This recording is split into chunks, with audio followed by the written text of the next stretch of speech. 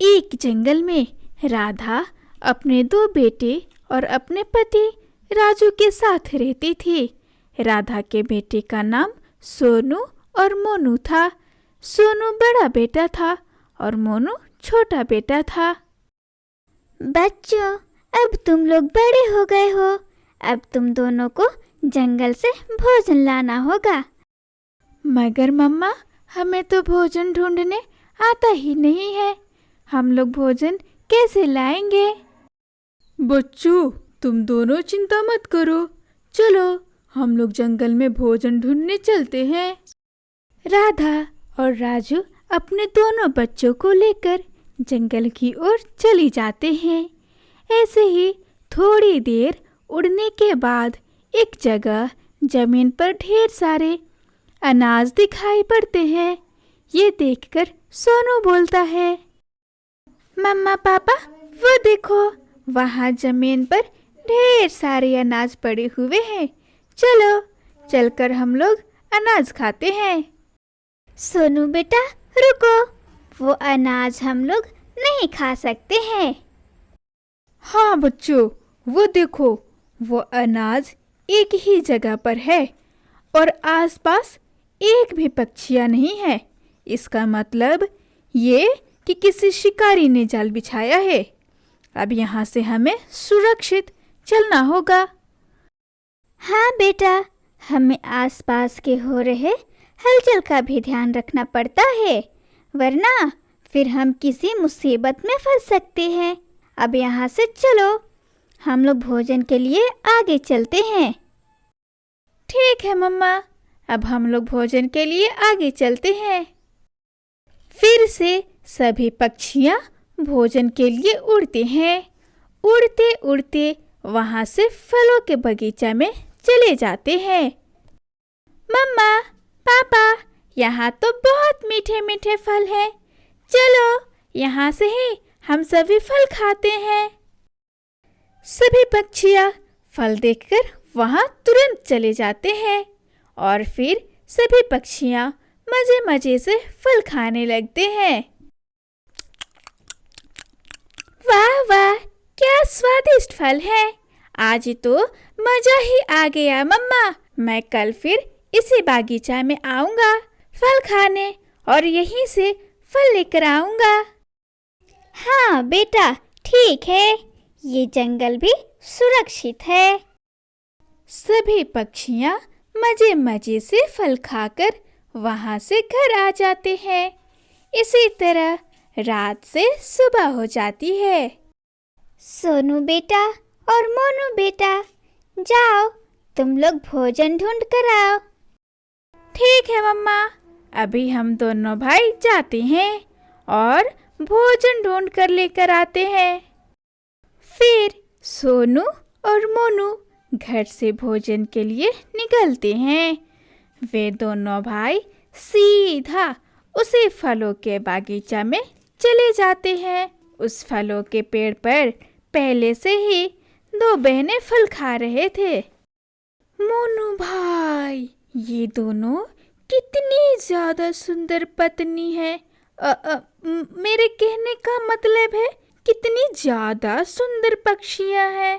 चलो, इनसे हम दोस्ती करते हैं। हाँ हाँ, चलो भाई। सुंदर पक्षी, क्या नाम है आपका? क्या आप अपना नाम बता सकती हो? अरे हाँ, क्यों नहीं बता सकते। मेरा नाम चमेली है और ये मेरी छोटी बहन चंपा है। अरे वाह, कितना अच्छा नाम है, चंपा। और चमेली जी, क्या आप लोग इस बगीचे में रोज दिन फल खाने आते हैं? हाँ सोनू जी, हम लोग इस बगीचे में हर दिन भोजन खाने आते हैं। चमेली, क्या तुम मुझसे दोस्ती करोगी? अरे हाँ हाँ, क्यों नहीं, आज से हम सब दोस्त हुए। अच्छा, अब हमें चलना चाहिए। मम्मी पापा हमारा इंतजार कर रहे होंगे। फिर सभी पक्षियाँ फल लेकर अपने अपने घर आ जाते हैं और इसी तरह रात से सुबह हो जाती है। सोनू, मोनू, चंपा और चमेली सभी हमेशा एक दूसरे के साथ मिलते जुलते रहते थे और इसी तरह कुछ महीने बीत जाते हैं। फिर एक दिन चमेली सोनू से बोलती है, सोनू जी, आखिर अब हम लोग इस तरह कब तक मिलते जुलते रहेंगे? अब हमें शादी कर लेनी चाहिए। हाँ मोनू जी, अब बहुत गर्मी का मौसम आ गया है, इतनी कड़ी धूप में मिलने नहीं आऊंगी मैं, इसीलिए अच्छा होगा हम सभी शादी कर लें। हाँ हाँ, आज ही बात करेंगे हम लोग अपने मम्मी पापा से, कल शादी करने के लिए तैयार रहना। हाँ चमेली, कल शादी के लिए तैयार रहना, हम लोग बारात लेकर कल ही आएंगे। अच्छा, अब हम लोग चलते हैं, तुम लोग भी अपना घर जाओ। फिर सभी पक्षियाँ अपने अपने घर आ जाते हैं। घर आते ही दोनों भाई अपने मम्मी पापा से बात करते हैं और आखिर में उनके माँ बाप भी मान जाते हैं और फिर इसी तरह सुबह हो जाती है। सुबह होते ही सोनू, मोनू अपने मम्मी पापा के साथ चमेली के घर शादी करने पहुंच जाते हैं। कुछ देर बाद खूब धूमधाम से शादी हो जाती है और फिर सभी पक्षियाँ अपने अपने घर चले जाते हैं। सोनू मोनू भी चंपा चमेली और अपने मम्मी पापा के साथ घर आ जाते हैं। इसी तरह कुछ महीने बीत गए। कुछ महीने बीत जाने के बाद चमेली और चंपा दोनों ही बहनें अंडा देती हैं।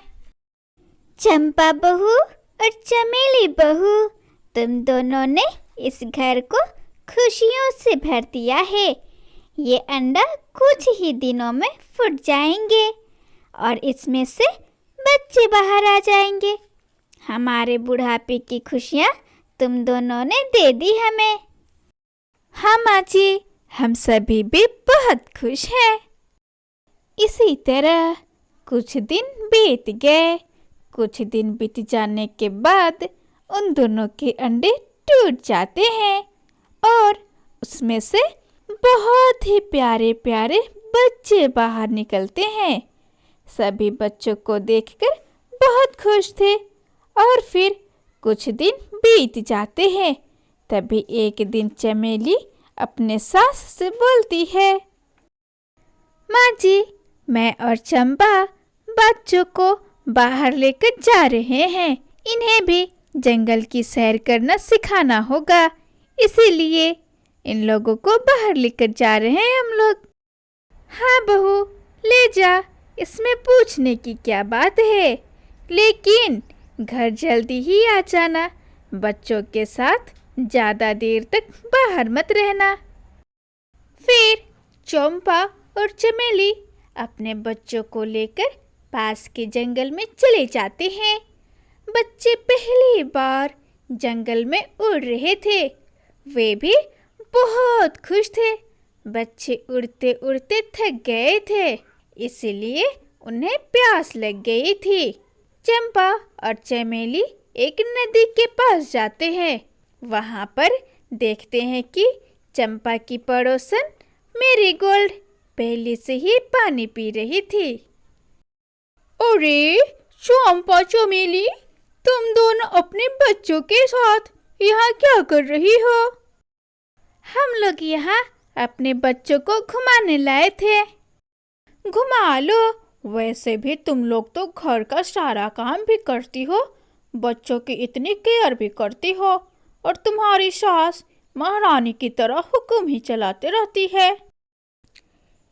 इसी तरह सभी पक्षियाँ आपस में बातें करते रहती हैं। मेरीगोल्ड चंपा और चमेली को उसके सास के खिलाफ बातें बोलकर बहका देती हैं। फिर सभी पक्षियाँ अपने अपने घर चले जाते हैं और इसी तरह शाम से सुबह हो जाती है। अजी मोनू जी, आप अपने माँ बाप को इस घर से बाहर निकाल दीजिए। अब मैं उनकी देखभाल नहीं कर सकती। मैं अपना बच्चा देखूंगी कि उनकी सेवा करूंगी। हाँ सोनू जी, अब हम लोग से इतना ज़्यादा काम नहीं होगा। अगर अपने माँ बाप को इस घर से नहीं निकालेंगे तो हम लोग ही अपने बच्चों को लेकर यहाँ से हमेशा हमेशा के लिए चले जाएंगे। चंपा और चमेली की जिद से सोनू मोनू अपने माँ बाप को घर से बाहर निकाल देते हैं और अपने घर का दरवाज़ा बंद कर लेते हैं। राजू जी, अब हम लोग कहाँ जाएंगे? हमारे पास तो कोई घर भी नहीं है। राधा, चलो यहाँ से, बच्चों की खुशी इसी में है। तो अब हम लोग यहाँ से चलो, कहीं और घर बना लेंगे, तुम चिंता मत करो। फिर दोनों वहाँ से चले जाते हैं। उड़ते उड़ते दूसरे जंगल में पहुँच जाते हैं और वहाँ दोनों अपने लिए एक छोटा सा घर बना लेते हैं। इसी तरह कुछ महीने बीत जाते हैं। इधर चंपा और चमेली दोनों बहनें आपस में झगड़ा कर रही थी। तभी सोनू बोलता है, बस करो सभी आपस में झगड़ा करना। जब से इस घर से मैं अपने माँ बाप को निकाला हूँ, तब से इस घर की खुशी ही चली गई है। माँ बाप के बिना ये घर घर नहीं रहा, नरक बन गया है नरक। ना जाने मेरी अक्ल को क्या हो गया था उस दिन, जब मैं बड़ा बेटा उनके साथ बुरा कर बैठा। अगर आज इस घर में होते माँ बाप तो झगड़ा नहीं होने देते, सभी को समझा कर रखते। हाय, मेरी अक्ल को क्या हो गया था उस दिन, जब मैं अपने माँ बाप के साथ इतना जुल्म कर बैठा। हाँ सोनू भैया, इन दोनों चुड़ैलों की अकल भैंस चढ़ गई है, हमेशा आपस में झगड़ा ही करती रहती है। सोनू भैया, अभी भी देरी नहीं हुई है, चलिए मम्मा पापा को मनाकर इस घर में लाते हैं। माँ बाप के बिना ये घर नरक बन गया है, चलो भैया। हाँ सोनू जी, सही कह रहे हैं आप। जब हमसे गलती होती है तो हमें समझाने वाला कोई नहीं है, जिससे हम उलझकर आपस में ही झगड़ा करने लगते हैं। चलिए हम सभी मिलकर मम्मी पापा को मनाएंगे और वापस घर में लेकर आएंगे। माँ बाप के बिना ये घर बहुत अधूरा है। फिर सभी पक्षियाँ राजू और राधा के पास आ जाते हैं। मम्मी पापा, हम सभी आप लोगों को लेने आए हैं, हमें माफ़ कर दीजिए मम्मी पापा। हमने दूसरों के बहकावे में आकर हमने गलती कर दी, हमें माफ़ कर दीजिए। हाँ मम्मा, जब से आप लोग घर छोड़कर आए हो, हम लोग कभी भी सुखी से नहीं रह पाए हैं। जब देखो सब आपस में झगड़ा ही करते रहते हैं। मम्मा, हम सभी को माफ़ कर दो और घर चलो। हाँ माँ जी, हमें भी माफ़ कर दीजिए और घर चलिए। जब से आप दोनों घर से आए हो, तब से वो घर घर नहीं रहा, नरक बन गया है। आप लोगों के बिना घर नहीं लगता वो। मम्मी जी, माफ़ कर दीजिए, हमने दूसरों की बातों में आकर आपके साथ गलत व्यवहार किया है, हमें माफ़ कर दीजिए। मम्मी जी, मुझे भी माफ़ कर दीजिए, मुझसे भी बहुत बड़ी गलती हुई है। मुझे आप लोगों के साथ ऐसी व्यवहार नहीं करना चाहिए था, मुझे माफ़ कर दीजिए। बच्चों, हम लोग तो वैसे भी नाराज नहीं थे तुम लोग से, मगर गलती का एहसास हो गया, यही काफ़ी है हमारे लिए। देखा राधा, अपने तो अपने ही होते हैं। चलो बच्चों के साथ घर चलते हैं।